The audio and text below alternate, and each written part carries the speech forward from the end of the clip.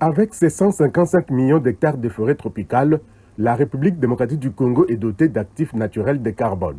Il suffit de projets bancables et bien ficelés pour que le pays bénéficie des retombées liées au marché carbone. Mais comment le secteur privé congolais peut-il tirer le maximum de profit du marché carbone? C'est tout le sens qu'il faut donner à ce focus group consacré essentiellement au secteur privé congolais, organisé vendredi 13 décembre 2024 par le Conseil pour la défense environnementale, par la légalité et la traçabilité CODELT. Avec l'appui financier de Olof Palme International Center, en collaboration avec les réseaux des organisations de la société civile pour l'économie verte en Afrique centrale, ROCEVAC, ces échanges jettent les bases pour l'amélioration de l'offre nationale d'actifs de carbone en RDC, dont la problématique au cœur de débat entre les participants était de promouvoir les marchés de carbone et leur intégration dans la transition juste au Congo démocratique.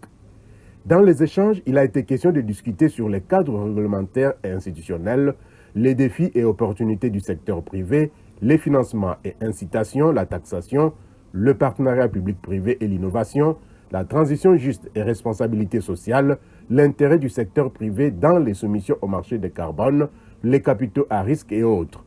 La perspective étant de mettre en place une plateforme de dialogue public-privé.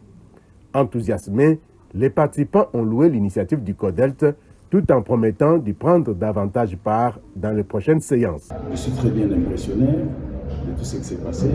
C'est une discussion assez fructueuse, mais on doit continuer à mûrir les idées. De cette discussion, on a parlé sur plusieurs aspects, marché carbone, taxes sur ça, toute la problématique, au fait, autour du marché des crédits carbone. Moi, je suis un privé, mais en tant que privé et spécialiste dans le domaine, j'ai une autre perception de faire les choses par rapport aux réalités qui sont sur Terre. La RDC, d'abord, a des potentialités, il a des actifs carbone naturel, mais seulement les responsables n'ont pas encore compris le mécanisme de pouvoir attirer les investissements sur le marché de carbone. Les ressources sont là, mais vous devez apporter un dossier bancable qui doit justifier que le fonds que vous allez recevoir va servir à telle activité, et voilà. Donc c'est tout ce qu'on a besoin.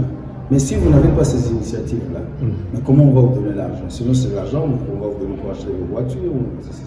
Donc, il faut préparer un dossier costaud bancable qui répond, n'est-ce pas, à la taille du financement.